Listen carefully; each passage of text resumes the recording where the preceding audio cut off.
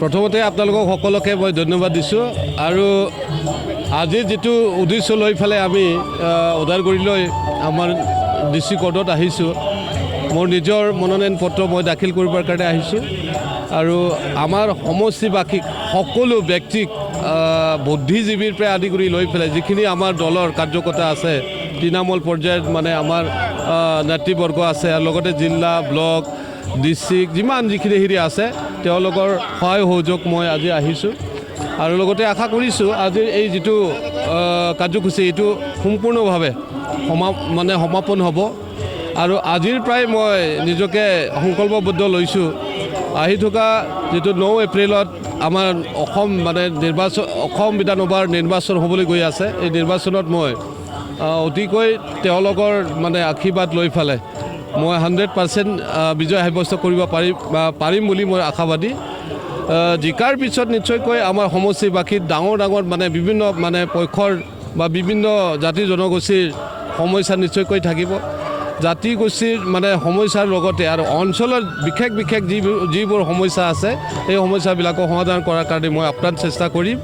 আৰু এটা ভাল পৰিৱেশ মই গঢ়ি দিবৰ কাৰণে মই চেষ্টা কৰিম কাৰণ আমাক শান্তি লাগে তাৰ কাৰণে মই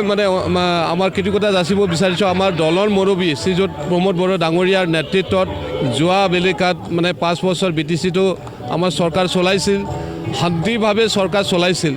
আৰু শান্তিভাৱে আমাৰ এই BTC উন্নয়নৰ স্বাৰ্থত বহুখিনি কাম কাজবিলাকক কৰিবৰ কাৰণে সক্ষম হৈছিল তো সেনেকৈ আমি সমগ্ৰ অসমলৈ এতিয়া প্ৰতিনিধি হৈ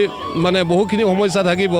আৰু বহুখিনি সময়বিলাক থাকিব এইবিলাকক আমি ভালকৈ সময় বৈতৰণি পাৰ কৰিবৰ কাৰণে আমি চেষ্টা কৰিম কাৰণ শান্তি লাগে শান্তিৰ অবিহনে একো কাম কৰিব নোৱাৰে বা উন্নতিও হ'ব নোৱাৰে গতিকে শান্তি স্থাপন কৰাৰ লগতে আমাৰ যিখিনি মৌলিক সমস্যা আছে আমাৰ অসমৰ এইবিলাকক সমাধান কৰাৰ কাৰণে মই প্ৰতিনিধি হিচাপে মই আগবঢ়াম টংলা সমষ্টিবাসী ৰাইজলৈ মোৰ তৰফৰ পৰা সহস্ৰ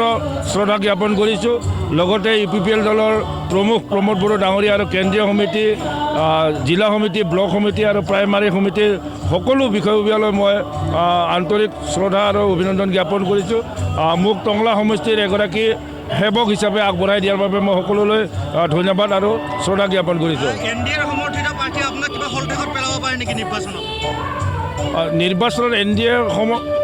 সমৰ্থিত প্ৰাৰ্থীয়ে শলঠেকত পেলাবনে পাৰিবনে নোৱাৰিব সেইটো মই এই মুহূৰ্তত ক'ব খোজা নাই এটা শুভ মুহূৰ্ত মোৰ কাৰণে সকলো প্ৰাৰ্থীলৈ মই আন্তৰিক অভিনন্দন জ্ঞাপন কৰিছোঁ এটাই সকলোলৈ মই অনুৰোধ জনাইছোঁ এটা ৰাজনৈতিক বাতাবৰণ তেওঁলোকে সৃষ্টি কৰক বিশৃংখলতা যাতে কোনো সৃষ্টি নকৰে তাকে তেওঁলোকলৈ মই আহ্বান জনাই মই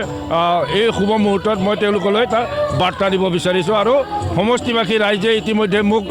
জয়ন্ত ৰাভা হিচাপে মোক আঁকোৱালি লৈছে এজন নতুন ৰাজনৈতিক পথাৰখনত খোজ দিয়া ব্যক্তি হিচাপে তেওঁলোকৰ ইচ্ছা আৰু আকাংক্ষাবিলাক ইতিমধ্যে মোক জনাইছে আৰু ৰাইজৰ সেৱা কৰিবলৈ আগবাঢ়িছোঁ ৰাইজে নিশ্চয় আঁকোৱালি ল'ব আমি এটা খুব পজিটিভ মাইণ্ড লৈ পেলাই নিৰ্বাচনত অৱতীৰ্ণ হৈছোঁ গতিকে আমি এই মুহূৰ্তত আমাৰ পাৰ্টীৰ যিটো সাংগঠনিক ভেটি এই ভেটিটো চাই এটা মনোবিশ্বাস এটা আহিছে যে টংলা সমষ্টিবাসী ৰাইজৰ মৰম আৰু শ্ৰদ্ধাই আমাৰ সমল গতিকে আমি 100ৰ পৰা 100% আমি সফলতা লাভ কৰিবলৈ আমি আশাবাদী মই প্ৰথমে আমাৰ UPPL দলৰ মুৰব্বী মাননীয় আমাৰ প্ৰমোদ বড়ো ছাৰক মই ধন্যবাদ দিম কাৰণ এখেতে মোক UPPL দলৰ পৰা আজি টিকেট প্ৰদান কৰিছে ইয়াৰ কাৰণে এখেতলৈ বহুত ধন্যবাদ আৰু লগতে সমূহ আমাৰ UPPL দলৰ পৰিয়াললৈ মই মোৰ আন্তৰিক শ্ৰদ্ধা যাচিছোঁ মাজবাটতো মই জিকিম UPPL জিকিব UPPL দখলত আহিব কাৰণ দীঘলীয়া সময় BPFৰ দখলত আছিল 20-22 বছৰ কোনো এটা পৰিৱৰ্তন হোৱা নাই এই অঞ্চলত ৰাস্তা ঘাট স্কুল কলেজ কোনো সামাজিক অনুষ্ঠান প্ৰতিষ্ঠান ইয়াত উন্নত হোৱা নাই কোনো পৰিৱৰ্তন হোৱা নাই এইকাৰণে ৰাইজে এইবাৰ BPFৰ পৰিৱৰ্তন বিচাৰিছে আৰু হিচাপে আৰু ইয়াত BPFৰ বিকল্প একমাত্ৰ UPPL আৰু এই হিচাপে আজি এই সমষ্টিৰ পৰা UPPL দলৰ জিকাটো 100% খাটাং আপোনাৰ বিৰুদ্ধে যিজন পাৰ্টি আছে মন্ত্ৰিত্বপ্ৰাপ্ত এগৰাকী পাৰ্টি গতিকে অকণমান কষ্ট হ'ব নেকি আপোনাৰ মই ইমান কষ্ট হ'ব বুলি মই ভাবা নাই কাৰণ মোৰ নিজৰ মনৰ শক্তি